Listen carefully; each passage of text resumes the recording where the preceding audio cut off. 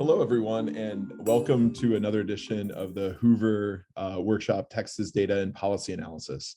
Just as a reminder, these seminars feature applications of natural language processing, structured human readings, and machine learning methods to Texas data to examine policy issues in economics, history, national security, political science, and other fields.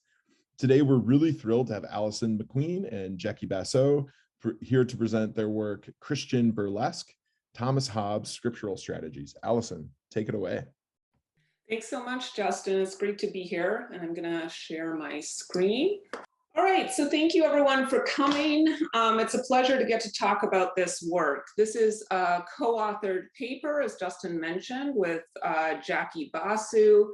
I'll be presenting the paper, but Jackie is ready to chime in for questions. I should say, as a rough rule, I can generally answer the Hobbes questions. So I'm sure Jackie could deal with many of them as well. And Jackie's your go-to for a lot of the text as data questions.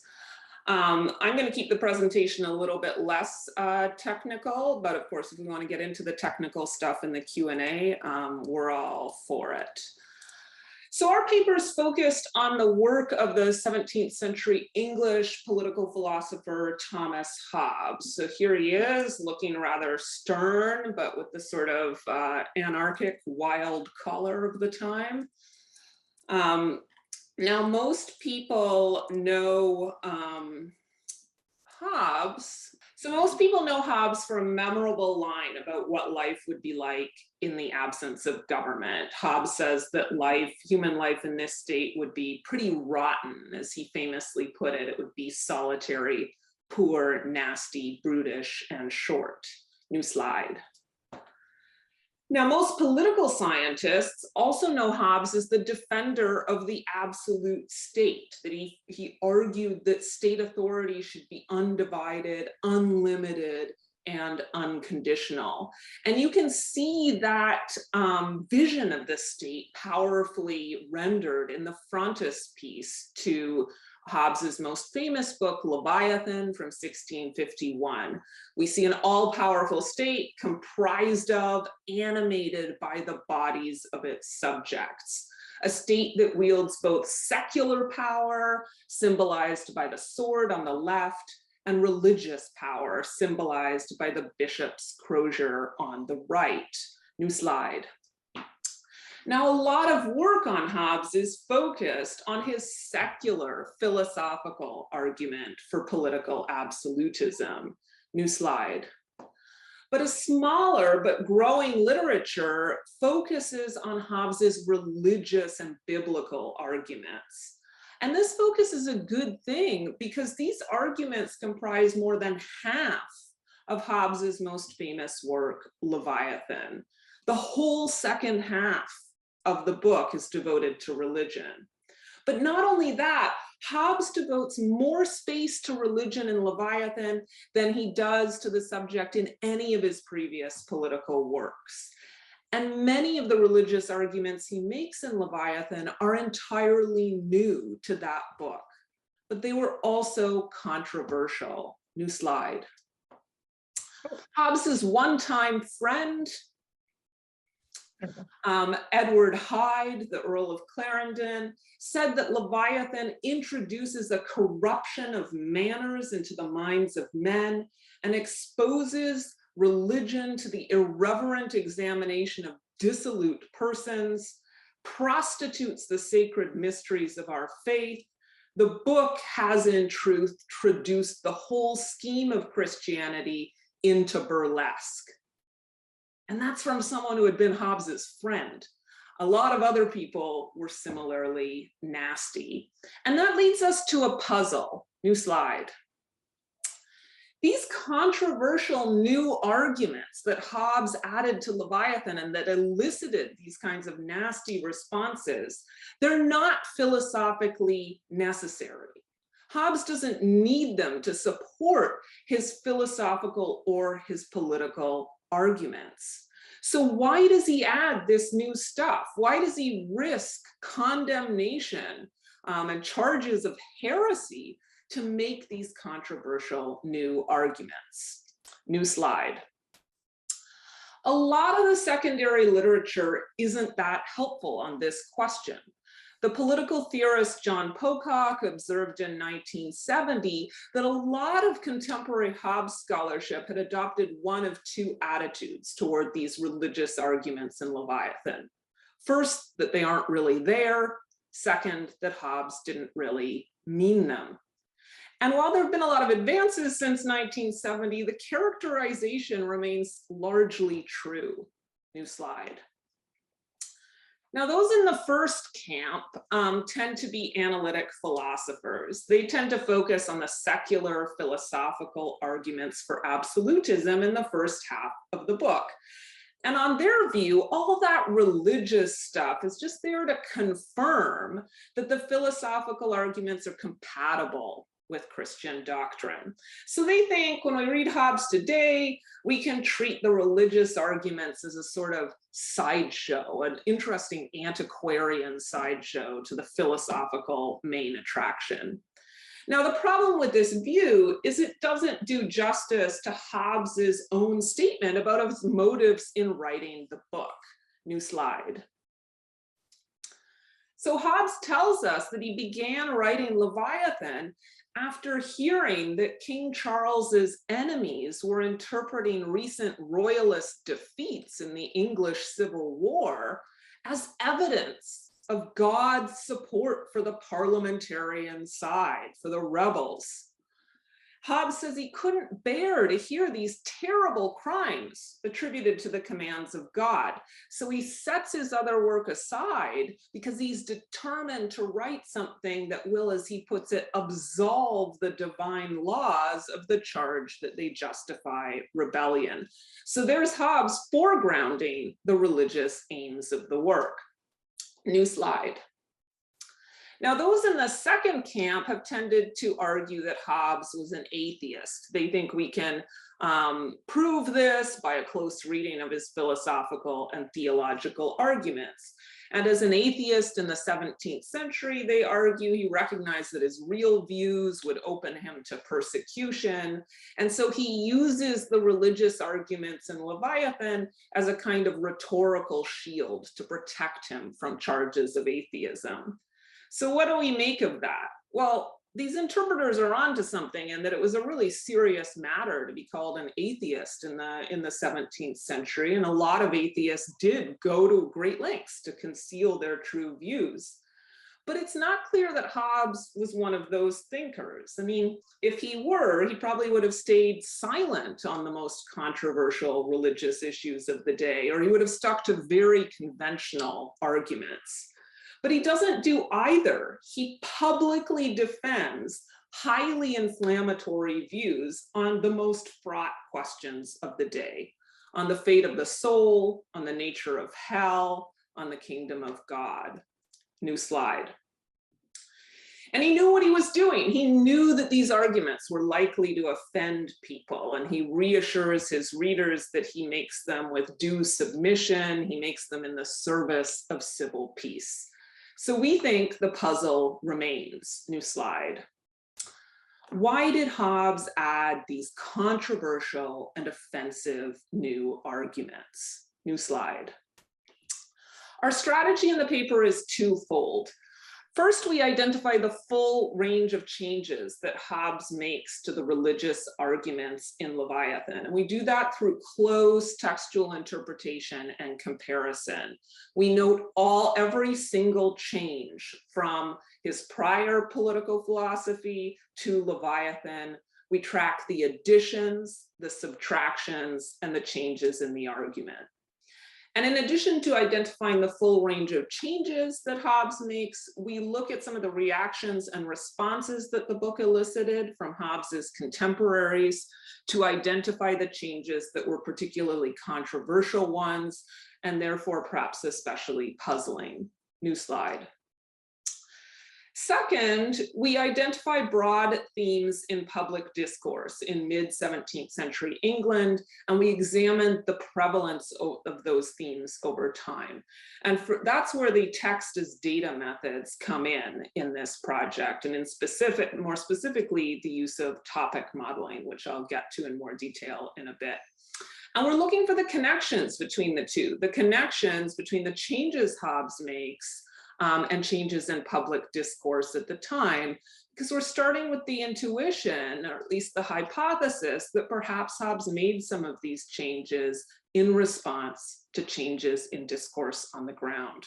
New slide. And we do find that three of Hobbes's most puzzling and most controversial additions to Leviathan, his arguments about hell and the end of days, his account of the Trinity, and his critical analysis of the authorship and dating of biblical books, track patterns of religious discourse in England. Our paper focuses on the first two of those changes. The third probably requires a paper of its own. And we view this as suggestive, though certainly not conclusive, evidence that Hobbes tailored his arguments to religious discourse on the ground in England. New slide. So in the rest of this talk, I'll give you a little sense of our empirical analysis and then our results. I'll walk you through an example of those sets of results involving the discussion of hell and the end of days. And then I'll conclude with a couple of remarks about the role of text as data methods in the history of political thought. New slide. So our intuition, as I mentioned, is that some of the explanation for Hobbes's otherwise curious additions to Leviathan might lie in patterns of public discourse about religion and politics at the time. So how do we get a sense of what these patterns are? New slide. We begin with a collection of texts, the Thomason Tracts. Now, this is a really interesting textual corpus. It's a series of texts collected by the London bookseller George Thomason between the years 1641 and 1661. And so those years cover the English Civil War, the Interregnum, and the Restoration. And importantly for us, they cover the period in which Hobbes was thinking about and writing Leviathan. Now, the Thomason Tracts are widely acknowledged to be the most complete record of British press output during that time. It's estimated that Thomason was able to collect about 80% of printed material from that time. And it's accepted that he was pretty nonpartisan in his collecting habits, that he aimed for completeness of the collection over representing a particular political view. And he collected all of this material during a period of really extraordinary for the time press openness. Censorship had broken down, and so we see a burst of public publishing of pamphlets and manuals and legal compendia, etc. So what does the Thomason Tracts include? New slide. It includes things like declarations from the crown, or in this case, Parliament, an announcement of the seizure of the king and his return to London. New slide. It includes newspapers and magazines, in this case, Mercurius Politicus, a political magazine that prompted the cause of the Republican Commonwealth. New slide. It includes published sermons, this one by Stephen Marshall, this fiery preacher who preached before Parliament. New slide. It includes plays, in this case, The Gossip's Brawl, or Women Wear the Breeches, a short comedy about women behaving like men, which as far as we can tell involves gossiping in pubs, causing a ruckus, refusing to pay the bill. New slide. And of course, it contains works of political philosophy, including some of Hobbes's own. New slide. So there are a little over 22,000 texts in the Thomason Tracts. At the time we started our work, a little over 9,000 texts had been digitized as searchable, usable text by the Text Collection Partnership. This work is necessarily slow. We could go into this in the Q&A. There's a lot of variation in early modern printing. The materials cannot be digitized through optical character recognition, but have to be manually transcribed. So this raises an immediate question. New slide. How representative is our sample? So the text collection partnership has not prioritized the digitization of text from any particular period or by authors with any particular political or religious affiliations, which is reassuring. Early in its digitization efforts, they did prioritize attributed works, making the corpus the digitized corpus somewhat biased against anonymous works. But they remedied that problem by the time we started our work. So anonymous works are not underrepresented in our sample. The partnership has also consistently prioritized the digitization of shorter works, so broadsides and pamphlets of 5 pages or fewer.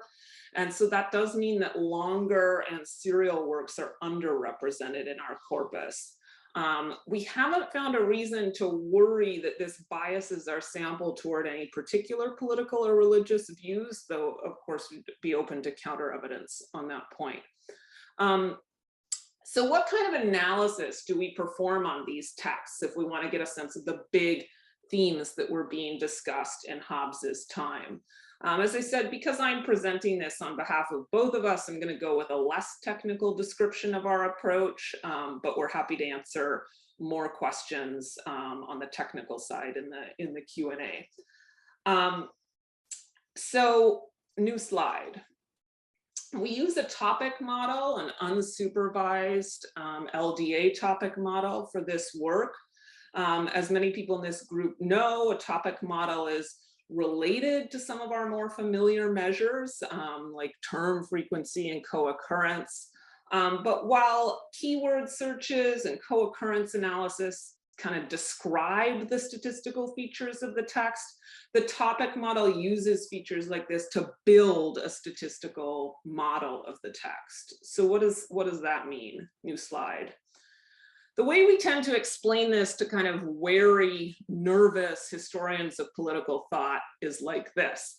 The topic model proposes a set of topics which capture the strands of thematic content within the corpus. The model is unsupervised, meaning we don't specify in advance what themes or topics to look for. The model then represents each text within the corpus, not as a collection of words, but instead as a collection of these themes or topics. New slide. So this figure shows us all the topics or themes estimated by the model. You'll notice that we have 53 of them. If you have questions about how we settled on that number, we're happy to address those questions in the Q&A. The figure shows them in declining order of prominence within the corpus. So the most important themes are at the top, and they're basically what we'd expect during this period of English history. Themes about the relationship between king and parliament, exactly what was at stake in the English Civil War. Themes about the course of the war, the fate of Cromwell's protectorate. Almost half the themes, 25 of them, are religious or theological in nature. And that's also not that surprising given the prominent place of religious debates during the English Civil War and its aftermath. But I'm really getting ahead of myself here. The model doesn't give us a descriptive label for each topic. So how did we figure out what each of these estimated topics were about? How did we figure out what themes they were capturing? New slide. So here's an example. The model calls this topic number 30, which doesn't tell us much. But it also gives us a cluster of terms most characteristic of 30. And this is more helpful. So the terms are death, soul, and also not shown in this figure, heaven and body. But the model also tells us which topics devote the most, which texts devote the most attention to this topic. New slide. And this is more revealing. Here we find texts like a sermon titled The Saints' Rest or Their Happy Sleep in Death, A funeral sermon, the soul's excellency, or a sweet meditation on the preciousness of the soul of man. Another funeral sermon entitled The King of Terrors, Metamorphosis, or Death Transformed into Sleep. So we review all of this information, these characteristic texts, as well as the terms characteristic of 30, and this is what leads us to the label. New slide. Death and the fate of the soul. New slide again. But we're not just interested in labeling the thematic content of the Thomason Tracts. We're also interested in how the prevalence of these topics or themes changes over time to reflect broader trends in public discourse. So the model measures the attention each individual text gives to each theme. And within each year, we can average the measure of individual textual attention across the hundreds of texts published to gain an aggregate measure of the attention paid to that theme or topic in that year. And so using this aggregated measure, we can observe how thematic prevalence varies over time, which is basically just a way of saying we can identify trends in thematic usage. New slide. So for instance, we can see in this figure that the death and the fate of the soul theme begins to increase in prominence in the late 1640s, right about when Hobbes was writing Leviathan. New slide. Now, three sets of overtime findings are especially interesting to us when we consider them alongside what we know about the new material that Hobbes added to Leviathan. Because three of his big changes proved especially controversial, opened him up to charges of heresy. And those three changes are, first, his treatment of hell and the last days or the end times and the ultimate fate of the soul. Second, his discussion of the Trinity. And third, his critical analysis of the Bible and especially the authorship of the Bible. Now, again, none of these changes were necessitated by Hobbes's core philosophical or political arguments. All of them opened him to criticism, including the danger of heresy charges, which was a real political danger at the time. And so they are puzzling. And our contention, though, is that Hobbes might have thought he had good reason to address these issues, given the increasing emphasis on each of them in English popular discourse up to the time in which he was writing Leviathan in the late 1640s. Now, Hobbes's knowledge of English discourse was, of course, mediated. It would have been partial in both senses of that word, but he was surely aware of the broad themes being discussed. And we think our thematically focused approach works at the right level of analysis to capture that kind of those broad trends in English discourse that Hobbes would have been paying attention to. So let's zoom in on the case of hell and the end of days. And you might be wondering, why would a political philosopher be talking about hell in the first place? Well, part of the reason is that images of hell and eternal damnation loomed large during the English Civil War. So preachers drew on the threat of hell and the unending torment of the soul to strengthen the resolve of their political allies. So from the earliest days of the Civil War, preachers were invited into Parliament, into the House of Commons, to deliver sermons. And these sermons were heavy with threats of hell for anyone who wasn't willing to side with the parliamentarians. Now, of course, Hobbes, as a guy who's really interested in political order and civil peace, would have been worried about this, would have been worried about Republican preachers using the threat of hell to get people to rebel against their king and to fight on the parliamentarian side. Because if you think about it, the threat of the eternal torment of hell is a pretty powerful motivating factor. People will risk their mortal lives to avoid eternal damnation. And so part of Hobbes's strategy, and it's a bit of a weird strategy, is to reinterpret the biblical account of hell and to make it less of a threat. I like to think of this as Hobbes's argument: hell, not so bad as you thought. And he starts by arguing that the torments of hell described in the Bible are just sort of metaphorical. New slide. His kind of antiquated way of putting it is that hell is just a metaphor for the grief and discontent of mind from the sight of that eternal felicity in others, which they themselves lost through their own incredulity and disobedience. Basically, the contemporary version of this is hell is just a metaphor for the idea that we're bummed that others get to go to heaven and we don't. It's really not that bad. Now, that still leaves Hobbes with the challenge of dealing with the parts of the Bible that some of us might remember that suggest the fires and torments of hell are everlasting. And he says, well, it's not that they're everlasting for any one person. It's just that there's a sort of perpetual supply of the damned. And here's where things get even weirder.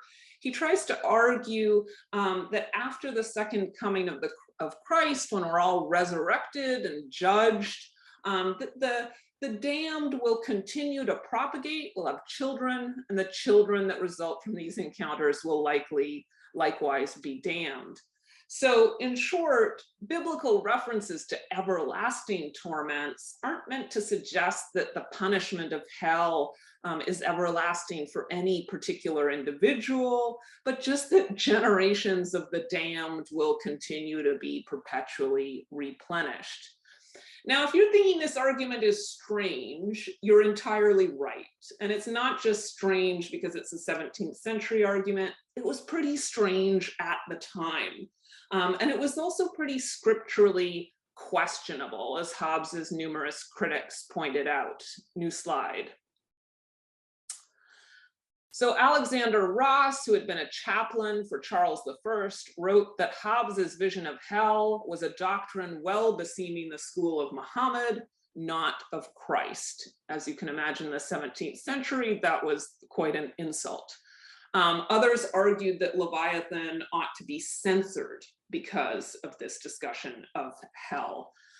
And so why does Hobbes do it? Why does Hobbes poke the proverbial 17th century religious bear? He might have thought that these criticisms were worth bearing for a religious argument that he deemed philosophically necessary, but that's not the case here.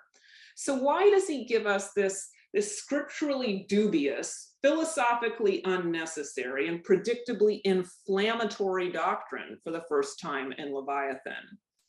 So our analysis suggests that Hobbes might have had good reason to think that the question of hell, the ultimate fate of the soul, was an especially pressing question. His revisionist account of hell tracks a growing focus on these questions, on the questions of hell, the ultimate fate of the soul, and the last judgment in English popular discourse. And 3 of our topics or themes address these questions. New slide. So topic 21, dissenter theology and eschatology, includes sermons and theological tracts by Quakers and other dissenting Christian sects, and apocalyptic texts announcing the imminent end of the world, as foretold in the book of Revelation, are heavily represented there. And we can see that that theme is trending in the late 1640s as Hobbes is thinking about and writing Leviathan. New slide. Topic 30, death and the fate of the soul, which we're now familiar with, addresses questions of death, what happens to us after we die, what is the ultimate fate of our soul. It includes sermons, philosophical meditations on death, discussions of the relationship between sleep and death, analyses of the doctrine of soul sleep, which held that the soul entered an intermediate state of consciousness in the time between when we have a bodily death and when we're resurrected at the end of days. And again, we see that theme trending in the late 1640s as Hobbes is thinking about and writing Leviathan. New slide. Finally, topic 44, Apocalypse and Revelation, includes apocalyptic sermons and treatises in the book of Revelation on the second coming of Christ, the condemnation of sinners to hell, and the salvation of the elect. And we can see this theme as well trending in the late 1640s as Hobbes is thinking and writing about Leviathan. So taken together, these themes include frightening visions of the end of days, meditations on the ultimate fate of the soul. And that suggests that a concern about hell, about the end times, the fate of our souls was trending as Hobbes was working on Leviathan. And so what this tells us is that one of the most controversial, puzzling additions that he makes to his work, his discussion of hell and the end of days, tracks the increasing prominence of these themes in public discourse in his time. And we observe similar patterns in two other areas where Hobbes's additions were especially controversial, especially puzzling: discussions of the Trinity and on the authority of the Word of God. I'm not going to go into those examples here, but we can look at the graphs in the Q&A if people are interested. New slide. Now, just to conclude, what we've argued here and what we argue in the paper is that three of Leviathan's most puzzling, most politically risky religious arguments track very specific debates during the English Civil War. And this is suggestive, though it's certainly not conclusive, and I want to emphasize that, evidence that Hobbes tailored his thematic focus to religious discourse on the ground. It's further evidence that Hobbes was not an armchair philosopher. He was paying attention to political discourse in England, and he was responding to it. New slide. Now, in addition to providing support for this kind of contextual version of Hobbes, a Hobbes who's very responsive to the context on the ground, we hope that our paper makes a methodological contribution as well by showing how text as data methods can give a more comprehensive and precise account of the arguments to which Hobbes was responding. New slide. Even more generally, what we hope is that this work can help make the case for the value of text as data methods in the history of political thought, especially for those of us who do contextualist work within the history of political thought. Contextualist scholars try to understand the context in which important works of political philosophy were produced. And in reconstructing those contexts, interpreters tend to examine other political works from the period, as well as popular writings, pamphlets, newspapers, and sermons. But given the sheer volume of contextual materials, particularly for thinkers working in the early modern period onward, that can be challenging for interpreters to recognize general trends. And all of the problems associated with those kinds of challenges can present themselves. One can be very unintentionally biased in one's representation of the context of a particular time. One can zoom in on the things that interest one whilst not paying attention to other things going on. That's just human. And we think that computer-assisted methods like topic modeling are well suited to help contextualist scholars overcome this challenge. These methods allow us to better contextualize core political texts by drawing our attentions to trends and patterns that we might otherwise miss. And we hope that our paper makes a case that these should be used more by people doing this kind of research. And so with that, I will thank you and turn it over for questions. Great. Yes, Steve raised his hand. I have a bunch of questions as well. So Steve, take it away. Okay, great. Thanks for that. So this is completely outside my area. So if I'm just way off base, you can tell me. I've got two very different sets of comments. The first one is that in reading the paper and in listening to talk, there was what seems to me a certain semantic looseness that I'll describe that leads to a blurring of what is at least a potentially important conceptual distinction. So here's the looseness. You talk about topic models. Okay, that's a statistical technique. But then you talk about also the topics and themes. And sometimes you speak as if your topic model is delivering to you themes, and sometimes as if it's delivering to you topics. Those aren't the same. So I'll give you an example that's relevant to your talk. You can have a pamphlet that says church-state separation is a wonderful thing. You can have another pamphlet that says unified civil religious authority is essential to a good society. That's two pretty different themes. They probably go under the same topical heading and the usual notion of the word topic as being about church-state separation. And nothing as I understand it, nothing in your topic model as a statistical method is necessarily going to pick out topics or themes. And if I'm wrong, you can correct me on that. It's going to do some combination of both. And in fact, when I look at your list, as best I can understand, it looks like that's the case. So now, this kind of leads to the question and further comment, I guess. Maybe the distinction between themes and topics in the usual usage of the words isn't critical for your chief claims. If that's your view, I think you should say so forthrightly and say, look, this statistical technique is picking out a combination of what we normally think of as topics and themes, and that's okay for my purposes. If that's not your view, then I think you got to pay a lot more attention to this distinction between topics and themes, and maybe think about how to use your statistical model to draw out that theme.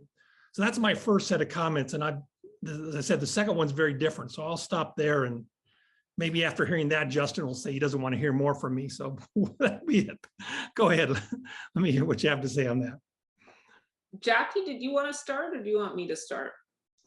I can start, and if you want to, we can bounce off each other. I think that's a good distinction to draw, and what kind of immediately springs to mind to me is that there's a pipeline of work between the statistical uncovering of topics and then the construction and presentation of themes that we ultimately do in the paper.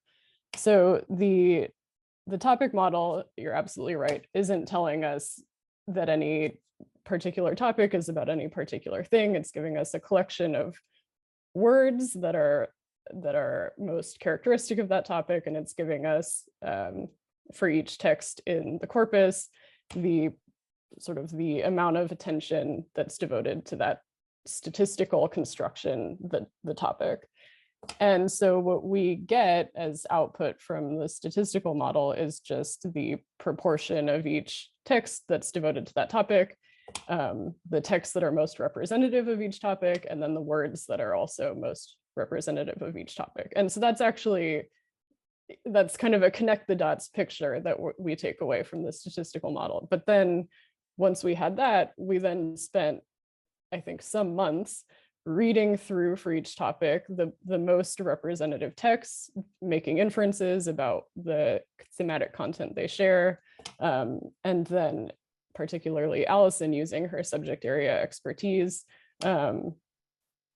identified in a sort of non-normative, non-argumentative way just what that common theme that topic appeared to be about. But it could be that within each topic, so defined and dissected from the statistical model, there are two different themes represented. One, as I gave in my example, one which is in favor of church-state separation, one which is against.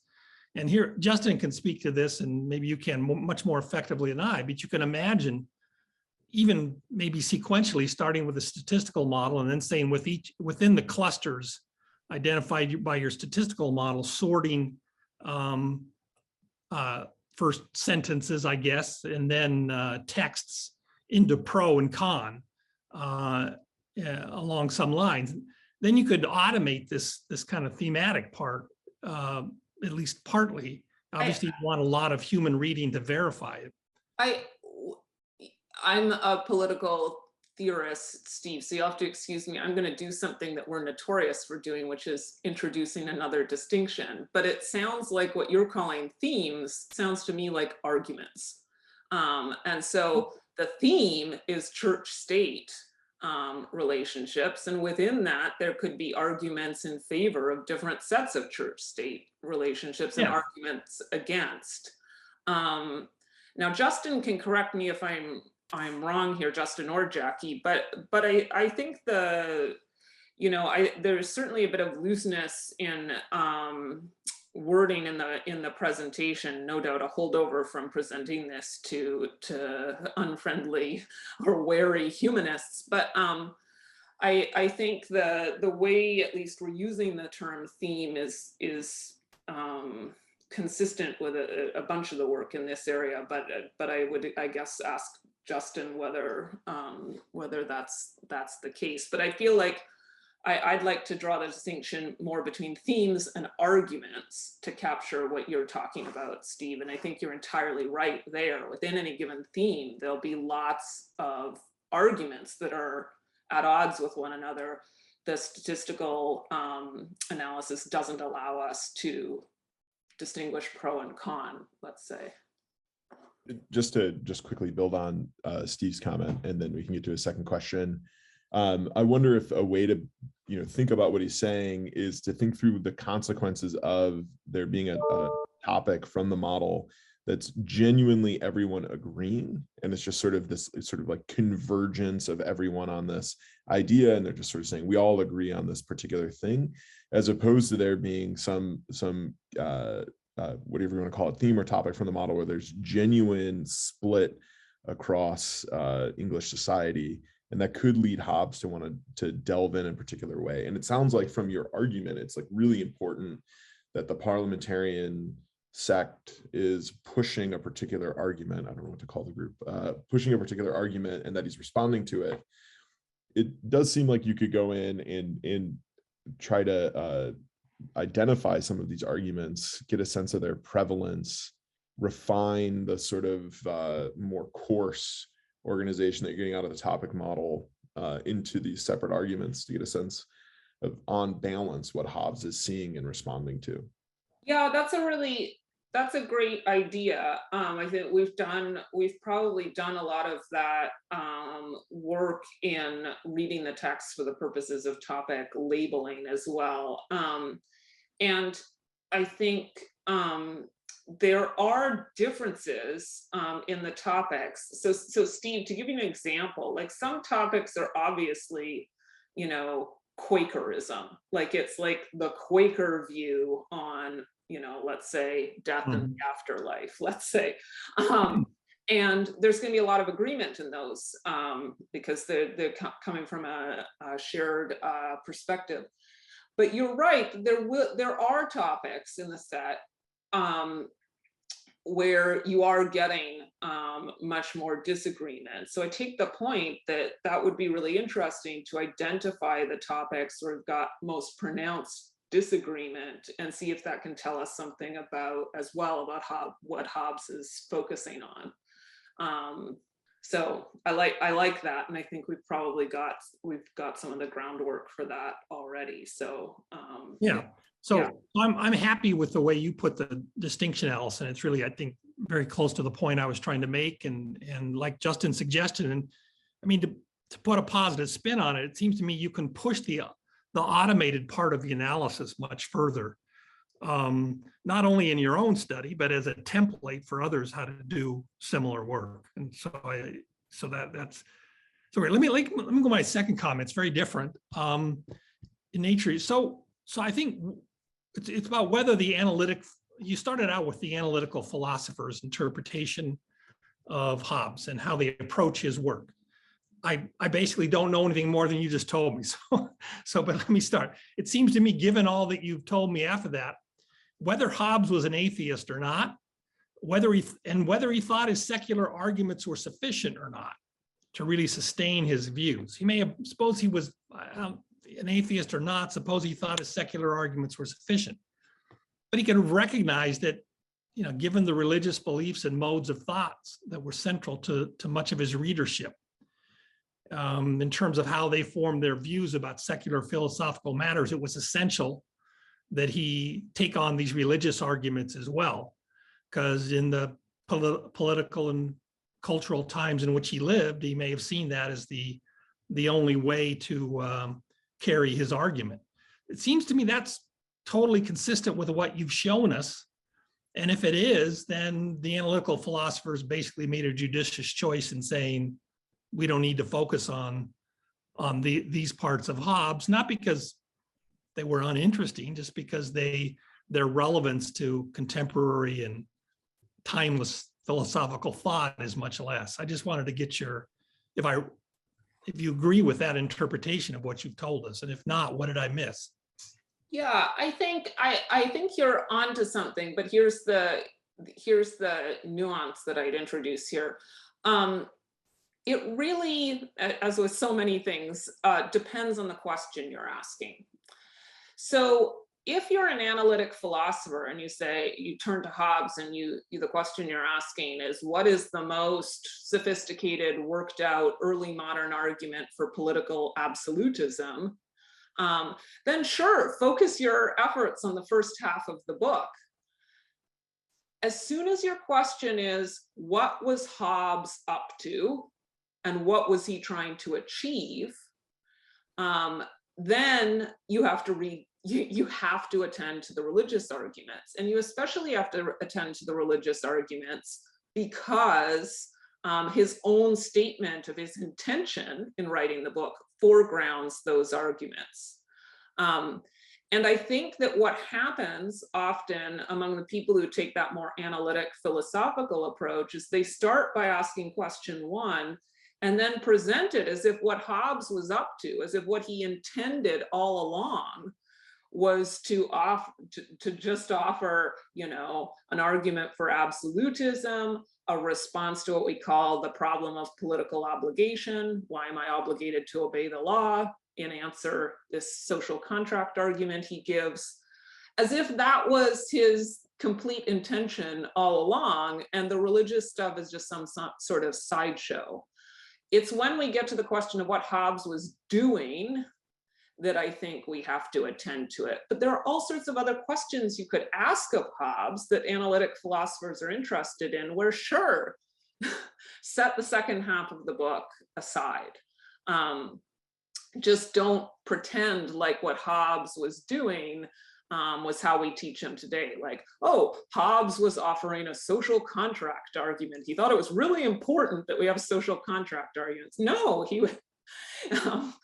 was trying to get people to be able to live in peace with one another. And as you say, he recognized, given his audience, that philosophical arguments weren't going to do it. You needed to meet them on their ground. And for a lot of English people at the time, that ground was on the grounds of theology.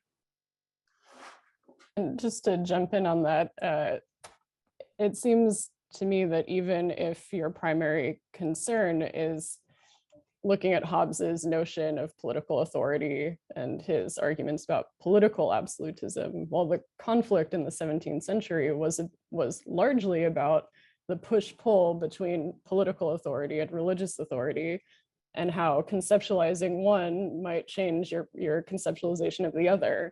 And so there are two parts of this ongoing question of how you weigh your worldly obligation to your divine obligation, and so it's actually hard to just excise the one from the other and understand it. And I think that's also part of it as well. So my question is about sort of establishing that Hobbes is responding to other folks, or like the evidence for this sort of like direct interaction. It seems like a skeptical response to the talk could be something like, well, of course he's talking about like the apocalypse and death and hell, because there's a civil war raging and it's a really horrible time and he's seeing a lot of people die. And that's, just what people do in response to these sorts of like cataclysmic events. And I know that would perhaps dive in a bit below, or maybe go into what's gone on with the close reading. So can you just like walk through how you move from seeing the pattern from the topic model to establishing Hobbes is responding to this discourse? Yeah, I mean, I could start. I think the skeptical response is a reasonable one when we're thinking about the apocalyptic stuff. Part of the response to that might be, well, the reasons he wrote his earlier work of political philosophy, De Cive or On the Citizen, he also says it's a response to the Civil War, etc. And that's in 1642. He revises it in 1647, writes a new preface. The apocalyptic and hell themes are not in that book. And so it's a book responding to conflict and disorder, albeit at an earlier time, but those themes are missing. And so I think that, that's an interesting fact. It also, I think, in the paper, we can, respond to this that sort of skeptical response by turning to some of the other themes we look at. One being the Trinity, right? Like that is much less clear. Why are a bunch of people in the midst of a civil war? Why would you be concerned about the Trinity? And there it's not much to do with the war. It really is that there were fraught debates at the time about the doctrine of the Trinity. There were people being tried for heresy, for having unconventional views about the Trinity. And so it might have been something to weigh in on for that reason. And the same, I think, would be true about, it's not self-evident why people would be worried about who wrote various books of the Bible and what, how to date them in the midst of a civil war. So I think the skeptical concern is less strong when it comes to some of the other examples. But Jackie, did you want to add anything to that? That covers my response. I think, yeah, I'll leave it there. Okay, I think Brett Carter has a question. Tara, could we give Brett access to the access to speaking? Brett, go ahead when you can. Yeah, fantastic. Can you hear me? All right, wonderful. Yeah, so I mean, I enjoyed the presentation and the paper very much. I should caution, I know virtually nothing about Thomas Hobbes, so I suppose bear that in mind. So two quick questions, and I think the first maps on to, and they're related, but the first maps on to I think the discussion that Steve began with. And it would be so you've shown us the topic models. I think quite nicely that there are clearly kind of changes in the rates at which topics are discussed. It would be great to know more, I think, whether there were kind of changes in how these topics were discussed, right? I mean, were there sort of changes in in kind of the words that were used or kind of around these topics that sort of might provide some kind of purchase in kind of how Hobbes was thinking about them based on kind of contemporary conditions. Were there kind of other topics that were associated with certain topics, right? So I'm thinking, if you were to make like a network graph, right, of kind of the set of all topics that sort of Hobbes was discussing at one point, and then kind of like make a similar network graph maybe kind of on the other side of a potential change, right? I mean, how would kind of the topics that are being associated with the given topic kind of change in sort of ways that might be theoretically interesting? And then finally, and again, this is kind of related to to the notion of kind of change. I was even thinking about whether you could estimate something like a Bayesian change point model, right, where the outcome is the rate of a set of words that are kind of specific to a certain topic, and then you could see if the change point model could kind of recover kind of specific dates at which kind of a set of words were changing, and then that date would kind of you could kind of go back in the historical record and really kind of focus on kind of what else was going on at that time. Anyway, so I guess my comments are kind of more about kind of moving to sort of maybe a richer dynamic context. I should say I really enjoyed the paper and the presentation though, and I'm really kind of keen to follow the project. Thanks so much. Jackie, I feel like you've got some good answers and have also made some headway in your own work on some of these issues. So it's over to you. Yeah, thank you, Brett. No, it's a great point that there is more to delve into with kind of what particularly the changes in topical prevalence look like over time, and also how they track to particular years and what's going on, and maybe to break into even some of the argumentative content of those topical changes, because they're tracking these broader political and religious conflicts and arguments and so on. I will say, so I've done some work on just the overall change in vocabulary over time, and have observed that, kind of as we show in the graphs that we showed here, that there's just generally kind of a cut point between 1652 and 53 often. There's 1653 to 1659 look very similar to each other and very different from the other years, and that's the years of the Commonwealth as opposed to the monarchy. And then there's also sort of a big cut point between 1649 and 50, and that was the end of the monarchy and kind of the beginning of the Republican experiment. And a lot of what we see, there's the sea change from more political discussion prior to the Commonwealth to more religious discussion during the Commonwealth, which is kind of a lot of what we tracked in this talk. But there's definitely, plenty of work to delve into that even further. So thank you. Yeah. We have time for one last question, and I'll take it from Chris Chidze, because I think it gives an opportunity to talk about this as a template. So can we give Chris the opportunity to talk? Hi, thank you. I'm a physical scientist, so this is really outside my range, though I've been very interested in the period of Hobbes from a scientific perspective in the history of science and the intellectual history of science. But I thought it might be interesting to hear your thoughts on similarities and differences between what you could do by this method with this time period and with this author, and contrast that with the American Civil War, particularly because things were rapidly changing in terms of the contexts, and because there was a lot of emphasis on the afterlife there as well.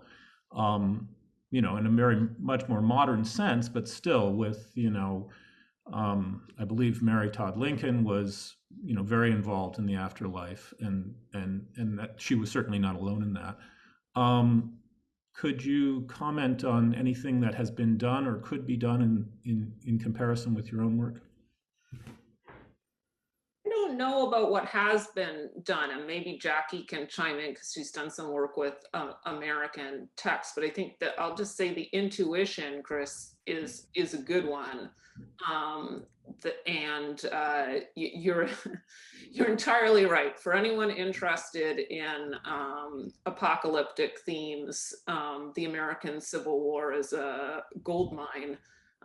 It's not crazy. The battle hymn of the Republic is itself is an apocalyptic song. So yeah, those themes were running deep, but Jackie has actually done some work with early American, though earlier than the Civil War text, but maybe could chime in on what that work could look like. But thematically, you're right on.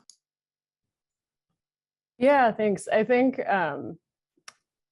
think what would be, so I haven't worked on the Civil War period, so I'm not familiar with the kind of text output and press output we have access to from that period, although I would guess there's probably a lot of it. I think one really striking feature of the corpus we were working with for this project is how close to the heart of social press output and social reading we were able to get. It's kind of a fantastic and we're lucky to have this corpus, that there was one person who was collecting as much text as he could from that time, and that he wasn't being selective about it. He wasn't being hierarchical about it. I mean, if you go through this corpus, you're also getting fortune tellers, advertisements, you're getting beekeeping manuals, you're getting, lovelorn poems that an anonymous person, put into a paper,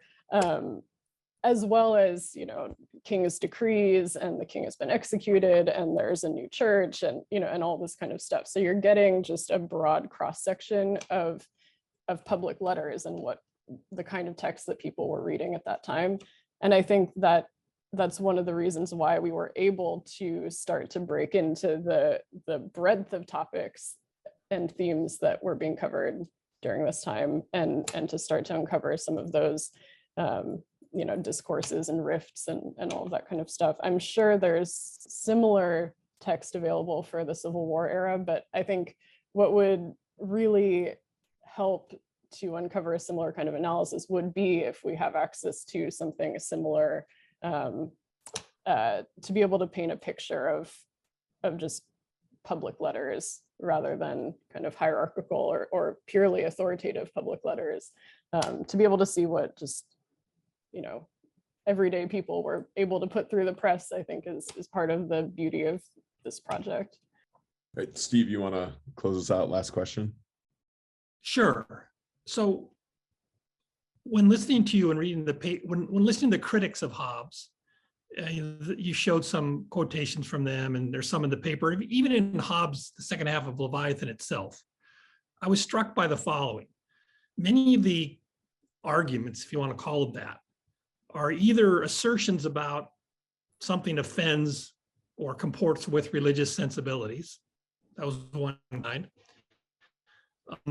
Or they are assertions about interpretations of Scripture. What strikes me about kinds of arguments is they are neither subject to proof or refutation by logic or evidence.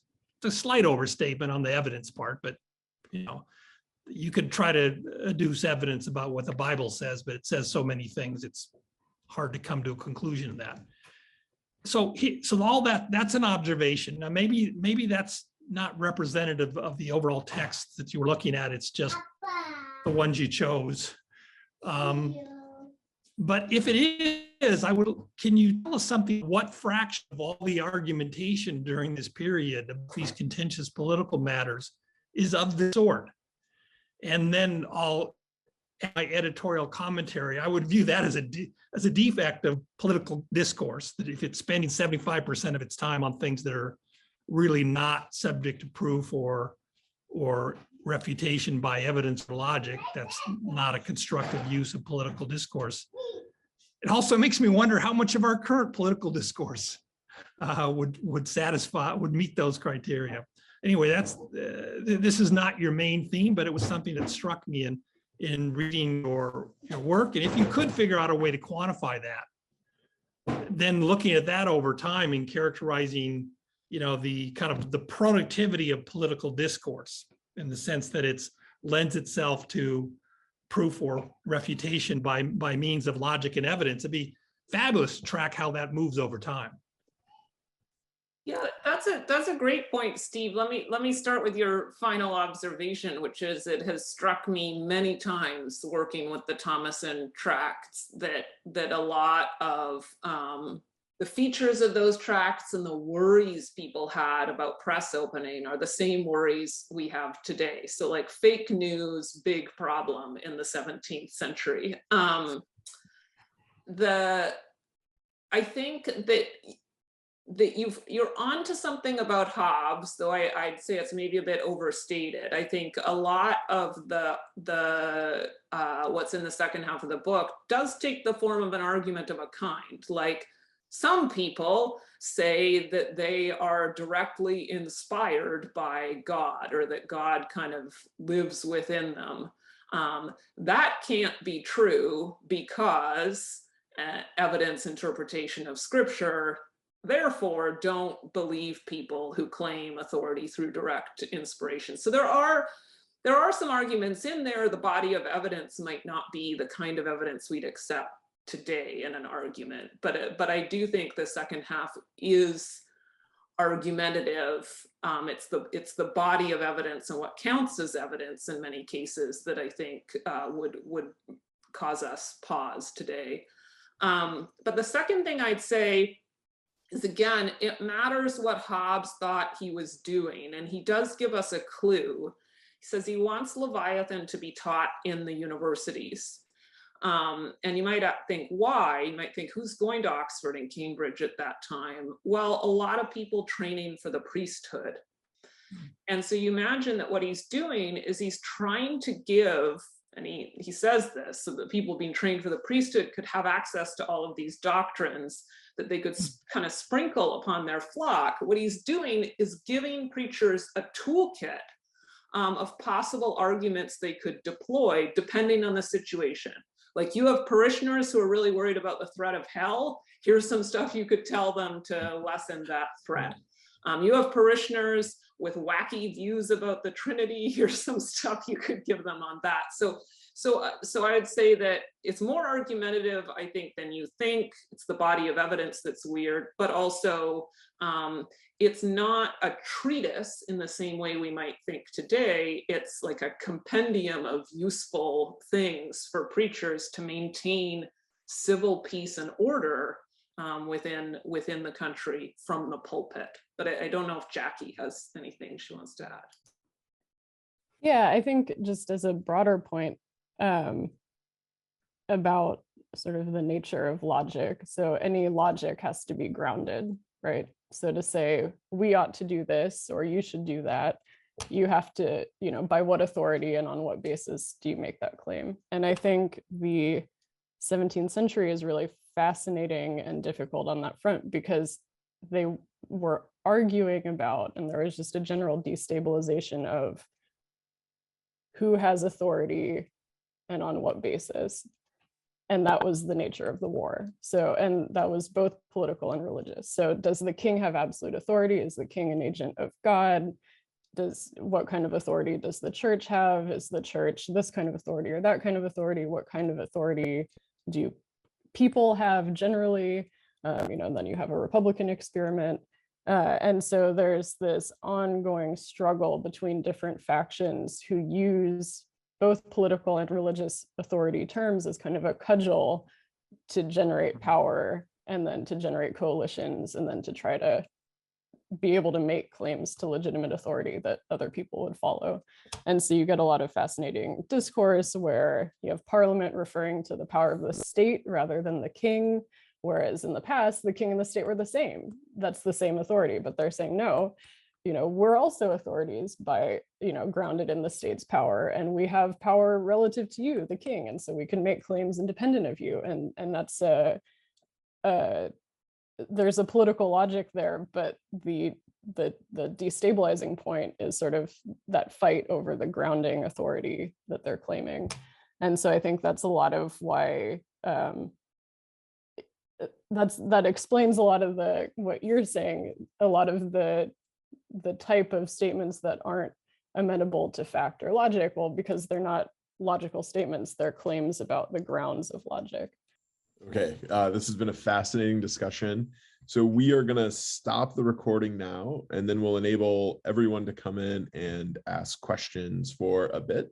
And we can get into some more nitty-gritty details about this particular project, or hear more about how this relates to work going on in the digital humanities. Until that, Jackie, Alison, thank you so much for this fascinating presentation. Thanks so much. Yeah, thank you.